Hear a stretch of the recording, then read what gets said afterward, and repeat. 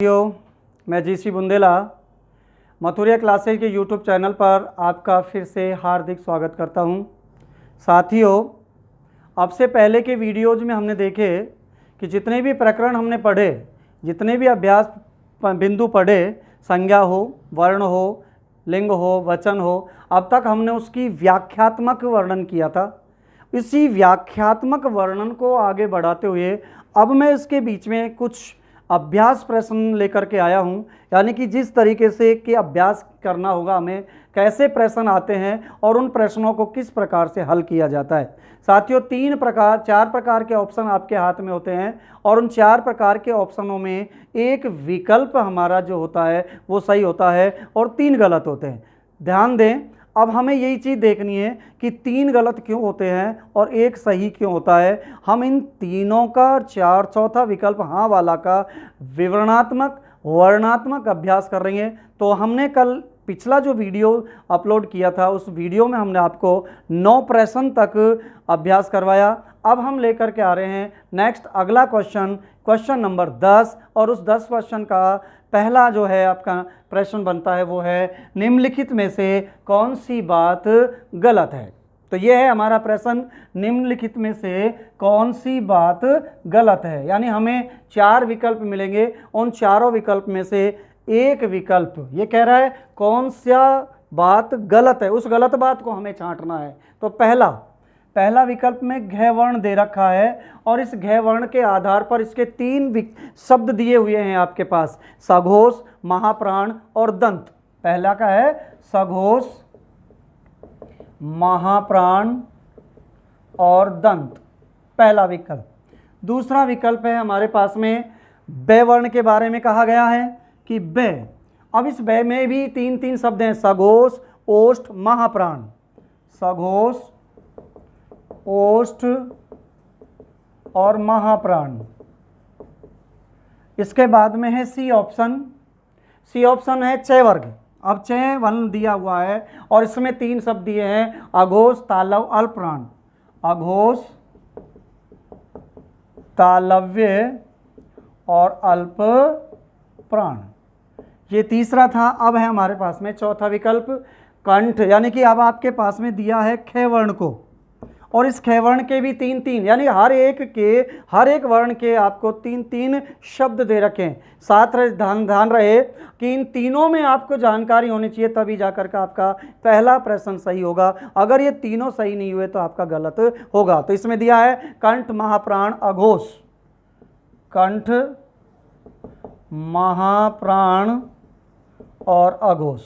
अब ये है आप लोगों का विकल्प सहित पहला, यानी कि आपका आज का पहला प्रश्न, यानी कि नेक्स्ट 10वां क्वेश्चन। अब हमें इस 10वें प्रश्न में आपको देखना है, पहले हम प्रश्न को पढ़ रहे हैं, निम्नलिखित में से कौन सी बात गलत है, यानी गलत को छांटना है हमें कि इसमें गलत कौन सा है। सबसे पहले हमारे पास में घ वर्ण आया हुआ है, इसमें लिखा है सघोष है, महाप्राण है, दंत है। ब में लिखा है सघोष है, ओष्ठ है, महाप्राण है।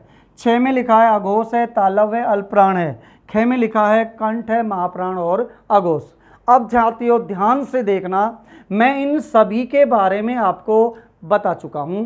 जो अपन ने व्याख्यात्मक अभ्यास किया था, प्रकरण था वर्ण विचार, उस वर्ण विचार में मैंने आपको ये पूरा का पूरा व्याख्यात्मक अध्ययन करवाया था।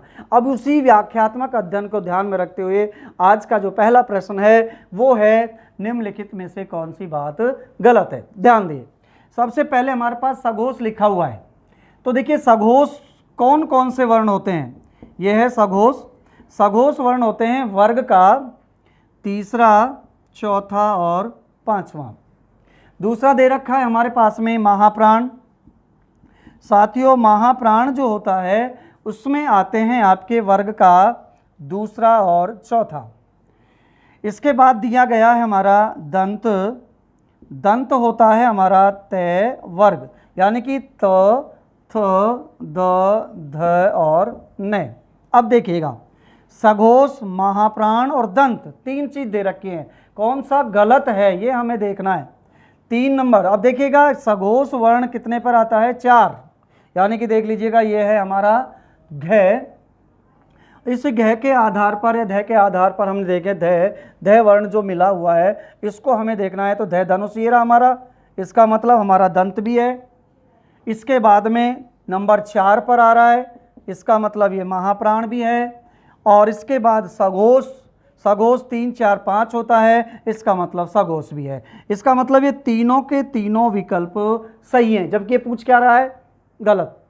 ये पूछ रहा है गलत, और जबकि ये क्या है, यानी कि घ ध जो वर्ण है ये आपका सघोष भी है, महाप्राण भी है और दंत भी है। तो पहला विकल्प हमारा गलत है। अब आते हैं नंबर 2 पर। नंबर 2 भी क्या कहता है, बै।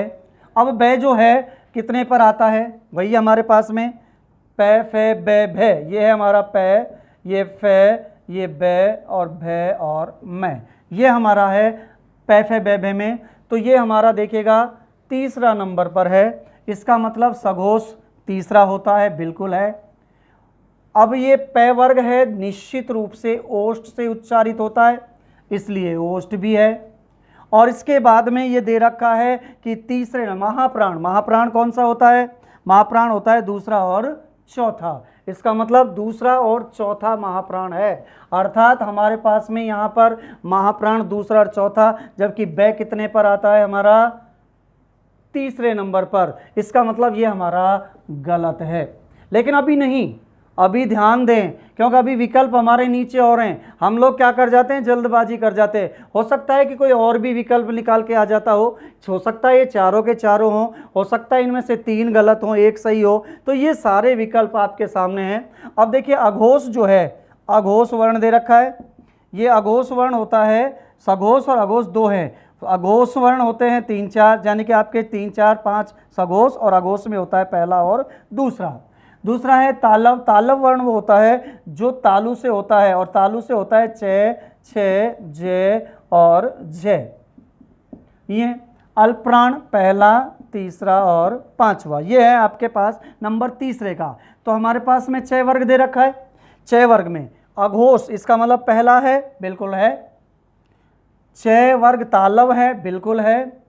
अल्पप्राण 3 नंबर आ रहा है, इसका मतलब है पहला आ रहा है, इसलिए ये अल्पप्राण, इसका मतलब ये भी है, ये भी है। और इसके बाद अब कंठ है। देखो कंठ से क वर्ग उच्चारित होता है, बिल्कुल होता है, जिसमें क का ख आ रहा है। महाप्राण, महाप्राण पहला दूसरा, यानी महाप्राण कहते हैं दूसरे और चौथे को, और ख वर्ण कितने नंबर पर आता है, 2 नंबर पर, तो इसका मतलब महाप्राण भी है। इसके बाद अघोष भी दे रखा है, क्यों, अघोष कौन कौन से होते हैं, पहला और दूसरा, इसका मतलब ये भी। अर्थात हम चारों विकल्प लेकर के आए हैं, और चारों के चारों विकल्प हमारे जो है सही है। इनमें से एक अब हमें देखना है कौन सा है, और वो है उत्तर हमारा बी। साथियों ध्यान रहे, इस तरीके से हमें आना चाहिए कि ये बी ही क्यों आया, क्यों आया ये बी हमारा, क्योंकि इसमें महाप्राण, क्योंकि बै वर्ण जो होता है वो महाप्राण नहीं होता, बै होता है अल्प प्राण, क्योंकि ये 3 नंबर का है, और 3 नंबर का होने के कारण ये अल्प प्राण होता है। जबकि विकल्प में हमारे पास महाप्राण दिया हुआ है, और ये पूछ रहा है कि निम्नलिखित में से कौन सी बात गलत है, और वो गलत है हमारी नंबर बी। अर्थात आपका इस 10वें नंबर के प्रश्न का सही उत्तर है ऑप्शन बी। ये था आपका 10वां नंबर, यानी कि आज का वीडियो का पहला प्रश्न। अब आते हैं हम नंबर 2, अर्थात आज के वीडियो का प्रश्न नंबर 2।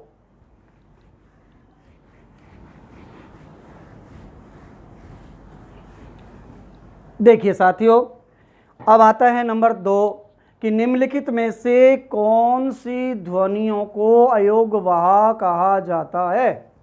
निम्नलिखित में से किन ध्वनियों को अयोगवाह कहा जाता है। निम्नलिखित में से कौन सी ध्वनियों को अयोगवाह कहा जाता है। यह है हमारे पास में प्रश्न कि निम्न में से किस या निम्नलिखित में से कौन सी ध्वनियों को अयोगवाह वर्ण कहा जाता है।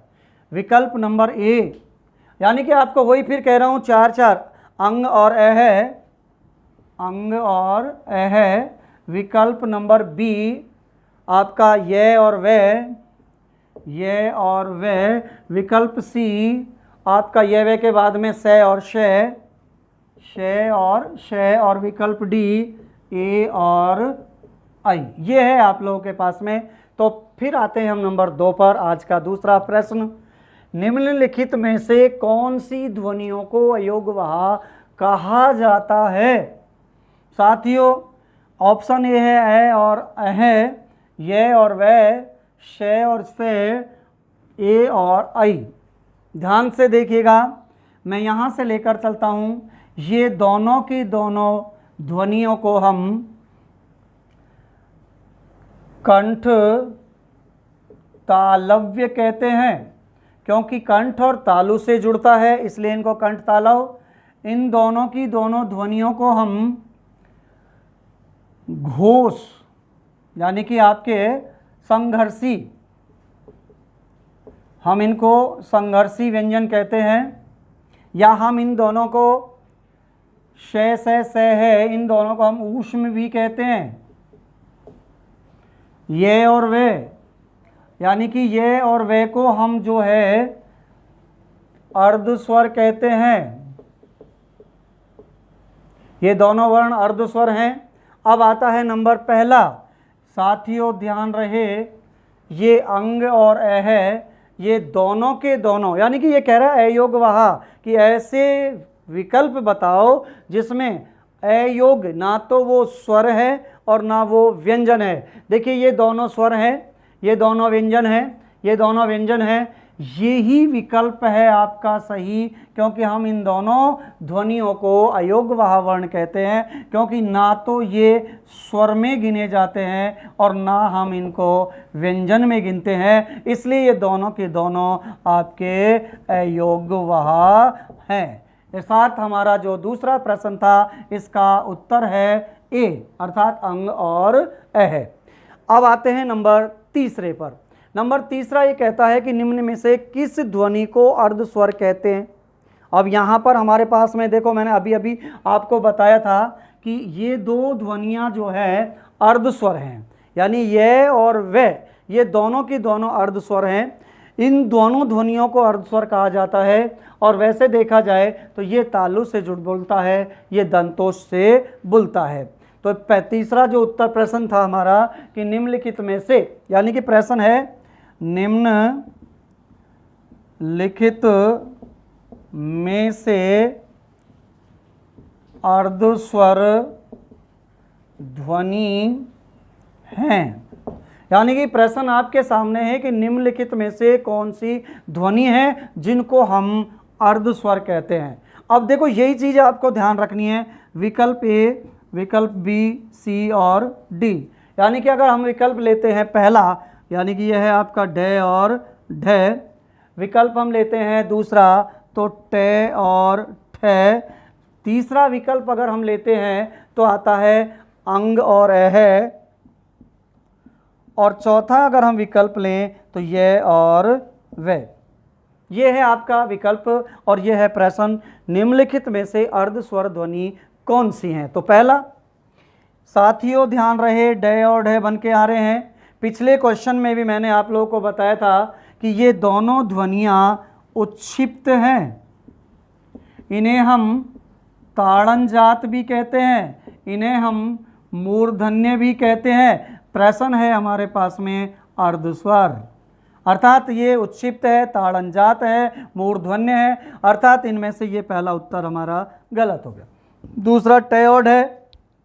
साथियों टे और ढे ये दोनों की ध्वनियाँ भी मूर्धन्य हैं, अर्थात हम इनको मूर्धा से उच्चारित करते हैं। तीसरा हमारे पास में विकल्प है, तीसरे में अंग और अह दिया हुआ है। अभी हमारा प्रश्न था, इन दोनों ध्वनियों को हम अयोगवाह वर्ण कहते हैं, इसलिए ये भी विकल्प हमारा गलत है। अब आते हैं हम चौथा। साथियों ध्यान रहे, ये और वह है, ये और वह दोनों के दोनों अर्धस्वर हैं, क्योंकि जिह्वा हमारी मध्य में रहती है जब हम इन दोनों वर्णों का उच्चारण करते हैं, इसलिए अर्धस्वर ध्वनियों के बारे में यदि जानकारी है तो आपको याद होगा ये हम वीडियो में पहले बता चुके हैं और उत्तर है हमारा ये और वह, अर्थात डी ऑप्शन, डी विकल्प आपका इस प्रश्न का हल उत्तर होगा।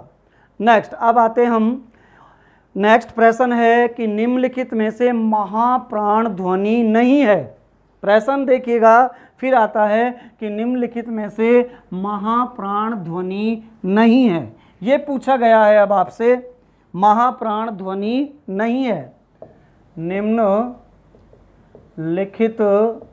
में से महाप्राण ध्वनि नहीं है। साथियों ध्यान रहे, अब तक हाँ में चल रहे थे, अब हमारे पास में जो प्रश्न आया है वो आया है नहीं है। ये कह रहा है महाप्राण ध्वनि नहीं है, ये शायद ध्यान रहे आपको, क्योंकि ये जो नहीं प्रश्न करता है ये आपके मामला गड़बड़ कर देता है, इसलिए ध्यान से प्रश्न को पढ़ते रहे और उसमें आपको बताते रहे।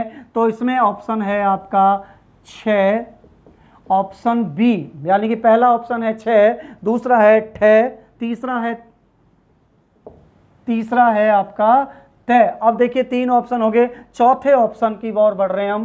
पहला है निम्नलिखित में से महाप्राण ध्वनि, देखिए महाप्राण ध्वनि पूछ रहा है, महाप्राण ध्वनि कौन सी है, और इनमें से आपको बतानी है 6, ठे, तय और ध। ये तो है, लेकिन ये कह रहा है नहीं है। प्रश्न को ध्यान से सुने, ये कह रहा है कि निम्नलिखित में से महाप्राण ध्वनि नहीं है। आपको पता है, मैंने अभी अभी आपको बताया, महाप्राण ध्वनि होती है वर्ग का दूसरा और चौथा वर्ण, अर्थात वर्ण का दूसरा और चौथा वर्ण हमें देखना है। तो हम देखेंगे ये 6 आ रहा है, ये ठे आ रहा है, ये तय आ रहा है और ध आ रहा है।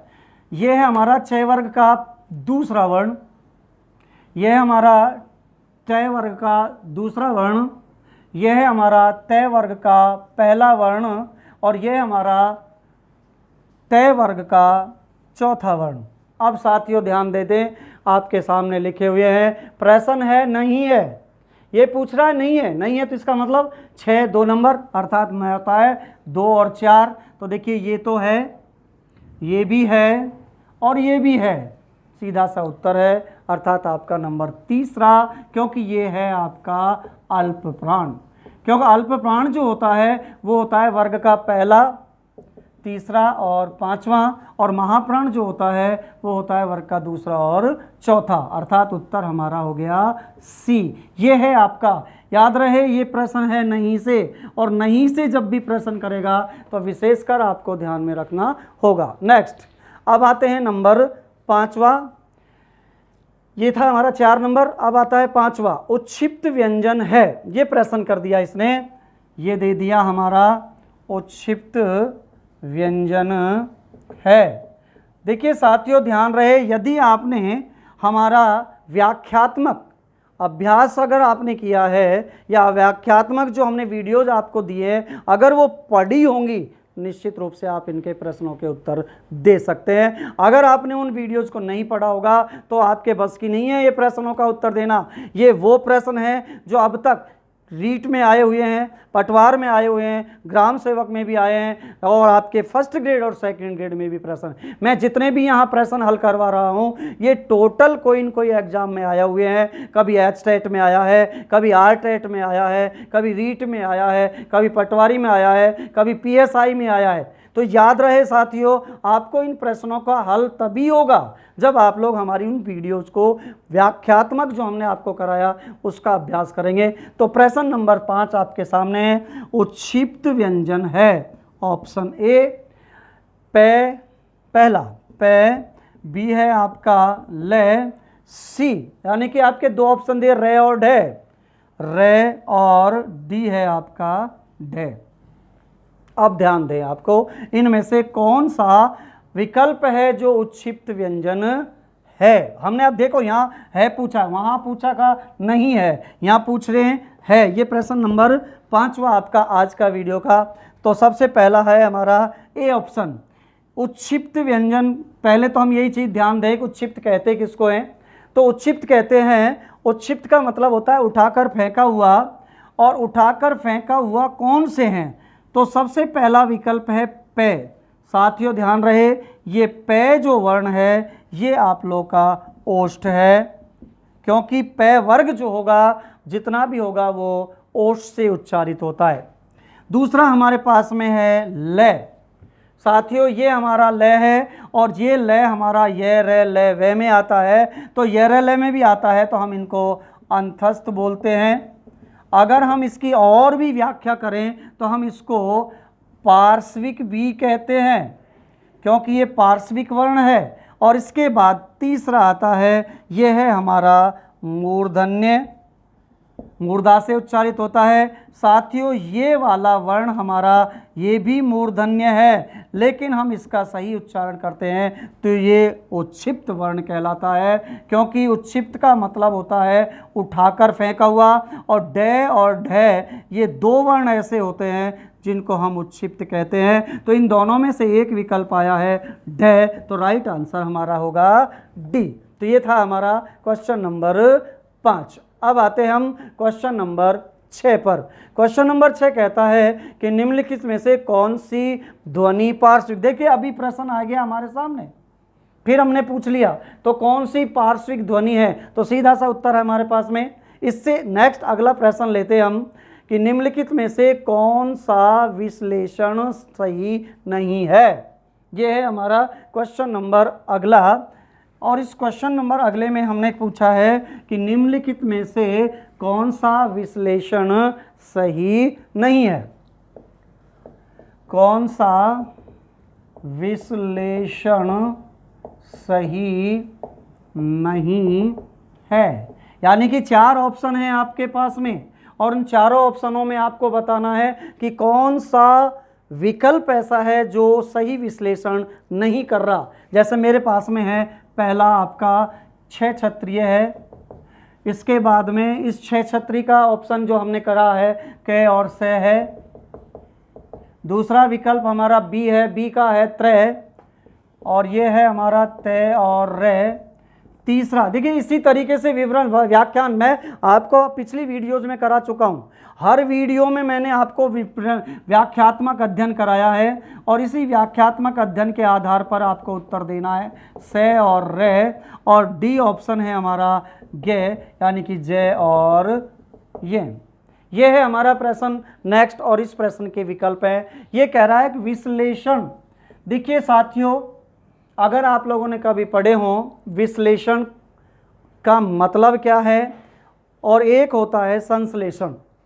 अगर आप लोगों ने कभी पढ़ी हो, संज्ञा पढ़ी हो, संज्ञा के साथ आपने सर्वनाम पढ़े हों, विभक्ति पढ़ी हो, आपने विभक्ति, क्योंकि जब अपन पढ़ते हैं तो संज्ञा के कारक की जो विभक्तियाँ होती हैं, विभक्तियाँ अपन 8 पढ़ते हैं, लेकिन विभक्ति होती कितने प्रकार की हैं, याद रहे विभक्तियाँ 2 प्रकार की होती हैं, एक संश्लेषणात्मक और एक विश्लेषणात्मक। संश्लेषण का मतलब होता है छुपा हुआ, और विश्लेषण का होता है विस्तार पूर्वक। ये कह रहा है कि कौन सा विश्लेषण सही नहीं है, अर्थात हमें बताना है कि 6 क्षत्रिय, तय, त्रिशूल, श्रेय और गे, इनका सही क्रम यानी सही तोड़, सही विकल्प, सही जोड़ कौन सा नहीं है। ध्यान दें, याद रहे 6 क्षत्रिय का क और स से होता है, बिल्कुल सही है। तय त्रिशूल का तय और रे से होता है, बिल्कुल सही है। ज्ञानी का जय और यह से होता है, बिल्कुल सही है। श्रेय का से नहीं होता है, रे तो आता है लेकिन से नहीं आता। क्यों? इस से का यदि होता है तो से और रे से, अर्थात ये दंती श है, ये तालव श है। इस श्रेय का जो योग होगा वो तालव श और मूर्धन्य रे के माध्यम से होगा। ये हमारा विकल्प सही होता अगर हमारे यहाँ होता तो, इसलिए यहाँ दंती से दिया गया है, इसलिए ये उत्तर हमारा गलत अर्थात नहीं है, यही हमारा राइट आंसर बन गया है। तो ये था हमारा प्रश्न नंबर 7 या 8 जो भी है। अब आते हैं हम नंबर 8 पर। तो 8वां नंबर है हमारा प्रश्न कि स्वर रहित रे का प्रयोग हुआ है। देखिए किस तरीके के प्रश्न, ये सारे प्रश्न आए हुए हैं, ऐसा कोई भी प्रश्न नहीं है जो हम लोग वैसे ही कह रहे हों। ये हर एग्जाम में, मैंने अभी आपको बताया, कभी ये ग्राम सेवक में आए हैं, कभी ये रीट में आए हैं, कभी आर टेट में आए हुए हैं, कभी एच टेट में आया है, और सबसे ज़्यादा तो 2nd ग्रेड में आया हुआ प्रश्न है, स्वर रहित रे का प्रयोग हुआ है। स्वर रहित रे, का प्रयोग हुआ है। यानी साथियों ध्यान से प्रश्न को पढ़ना है। ये क्या कह रहा है, स्वर रहित रे, यानी ऐसा कौन सा शब्द है जिसमें, जैसे हमारे पास में दे दिया ट्रक, हमारे पास में दे दिया ट्रक के साथ साथ पुनर्निर्माण,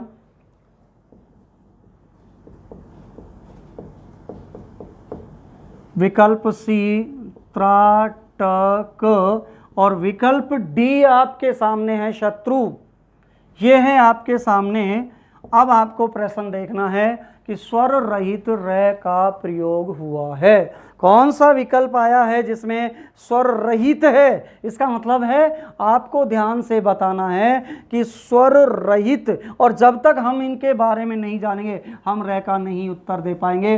तो साथियों मैंने आप लोगों को जब स्वर व्यंजन कराए तो मैंने ये भी बताया था कि किस तरीके से व्यंजन हलंत करने के बाद में स्वर को निकाला जाता है। अगर आप लोगों ने पढ़ा हो शब्दकोश तो मैंने आप लोगों को शब्दकोश में पढ़ाया था कि किस तरीके से वर्णों और स्वरों को और व्यंजनों को अलग किया जाता है। जब तक ये नहीं कर पाओगे तब तक इस प्रश्न का उत्तर नहीं दे पाओगे।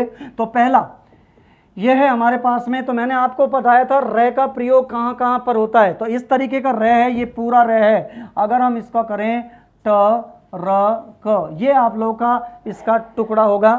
दूसरा अगर हम करें पू ने रे नी रे माण, ये इसका हो गया टुकड़ा। फिर है हमारे पास में त राटक, त्राटक, फिर आता है शर से त और रू। अब साथियों ध्यान से देखिएगा, ये मैंने इनके टुकड़े कर दिए, यानी कि रे का प्रयोग हमने सिखाया था कि कौन सा रे। आपको पता है ऊपर जो रे होता है वो आधा होता है और जो नीचे होते हैं वो पूरे होते हैं। ऊपर जो आधा होता है वो जिस वर्ण के ऊपर आता है उससे पहले आता है, और जिसके मध्य में आता है तो वो उसके बाद में आता है। तो ऐसा ही है, देखिए यहाँ पर मैंने बताया था आपको कि टे वर्ग और अंग्रेजी के शब्दों के नीचे इस रे को लिखा जाता है। ये रे जो दो अपन के ऊपर आ रहे हैं ये दोनों आधे हैं, और जिसके ऊपर आता है उससे पहले आता है। देख लो मैंने आपको पहले लिखा हुआ है। यहाँ पर तय त्रिशूल बना हुआ है, इसका मतलब तय त्रिशूल जो बनता है वो तय और रे के योग से बनता है, और तय रे के बनाएंगे तो हम इस तरीके से करेंगे। और चौथा आपके सामने है तो इसको भी हम ऐसे ही करेंगे।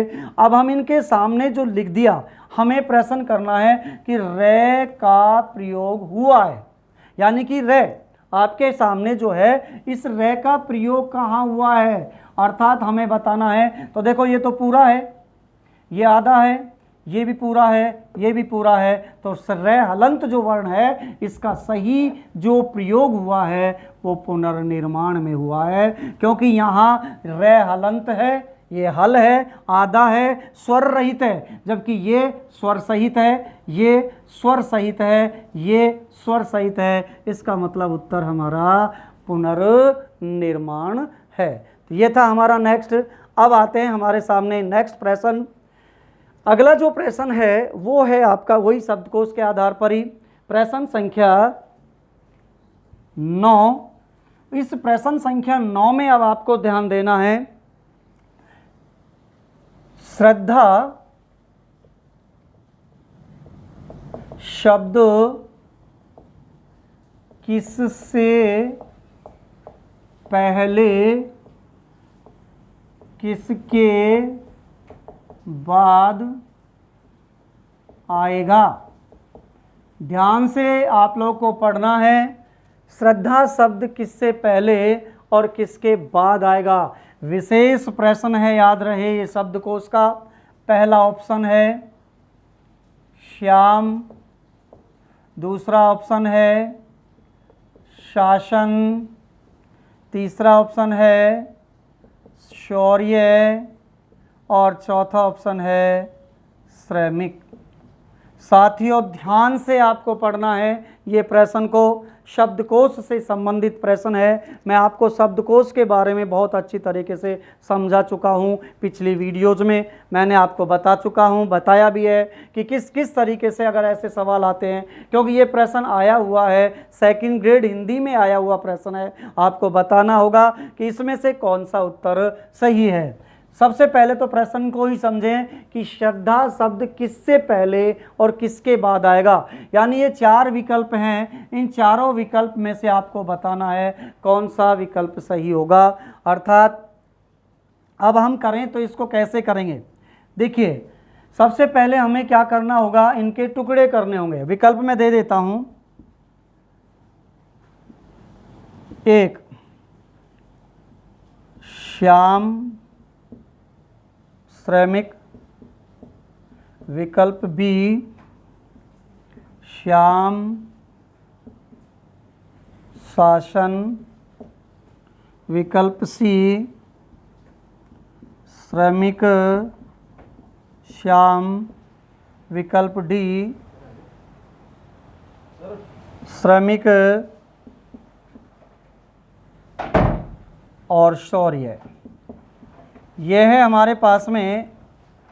अब विकल्प हमें ढूंढना है, तो विकल्प हमें ढूंढने के लिए अब देखिएगा इन चारों का विवरण। इससे चारों को करने के लिए हमें क्या करना होगा, इस श्रद्धा को भी हमें साथ में लेकर के आना होगा। ये श्रद्धा आ गई। अब हम इन सबको तोड़ देते हैं, यानी कि स्वर रहित बनाते हैं। तो श आधा, ये आ मैं ए हो गया, ये बन गया हमारा श्याम। दूसरा हमने लिया श आ श ए ने और ए। तीसरा हमने लिया श औ रे ये और ए। चौथा हमने लिया श रे ए मैं ई क और ए। और चौथा है श रे ए दे धे और आ। ये हमने विकल्प ले लिए, इनके सारे के सारे तोड़ दिए। अब हमें इनमें से देखना पड़ेगा कि कौन सा शब्द है, यानी कौन सा है जिसमें कि श्रद्धा शब्द किससे पहले किसके बाद आया। तो तोड़ लीजिएगा हम लोगों ने, और तोड़ने के बाद अब मिलान करेंगे हम। देखिए श से चारों में आ रहे हैं, ये आ ओ रे और रे। याद रहे इनमें से जो पहले आएगा तो सबसे पहले आ रहा है, तो इसका मतलब ये नंबर 1 पर आता है। इसके बाद ये नंबर 2 पर आता है, दोनों के साथ ये आपका नंबर 3 पर आता है। रे बराबर आ रहे हैं तो हमने काट दिया, ए बराबर आ रहे हैं तो काट दिया। मैं और दे आ रहा है तो मैं में और दे में से पहले ये 4 आता है और ये 5 आता है। अब साथियों ध्यान दें, इनमें से कौन सा, हमने पूछा है श्रद्धा, ये श्रद्धा है और श्रद्धा कितने नंबर पर आ रहा है, 4 नंबर पर। इसका मतलब 3 नंबर आगे और 5 नंबर इसके आगे होगा। 3 नंबर पर कौन आ रहा है, श्याम आ रहा है, और 5 नंबर पर हमारा श्रमिक आ रहा है। अब हमें देखना है प्रश्न किससे पहले किसके बाद आ रहा है। तो देखिएगा श्रमिक से पहले आ रहा है और श्याम के बाद। इसका मतलब उत्तर हमारा कौन सा होगा, उत्तर हमारा होगा श्रमिक और श्याम, उत्तर हमारा सी होगा। तो ये था आप लोगों का अर्थात 9 प्रश्न आज के वीडियोज़ के। इसके बाद नेक्स्ट वीडियो हम जब भी जैसे ही आगे बढ़ेंगे, कल हम आप लोगों के सामने इससे आगे के क्वेश्चंस प्रश्न लेके आएंगे, प्रश्नोत्तर लेकर आएंगे। ज़्यादा से ज़्यादा आप लोग इन प्रश्नोत्तरों को करिएगा, डेस्क्रिप्टिव जो हमने पढ़ाया उसको पढ़िएगा, और जितना ज़्यादा हो सके अगर आप लोगों को और अच्छे से अच्छे मैटर मिल सके तो इस चैनल को सब्सक्राइब कीजिएगा, इसको लाइक कीजिएगा, शेयर कीजिएगा, कमेंट कीजिएगा, साथियों को भी बताएं, और जितने भी आप लोगों के मिलने वाले उनको बताएं। इससे ज़्यादा और कुछ नहीं। धन्यवाद।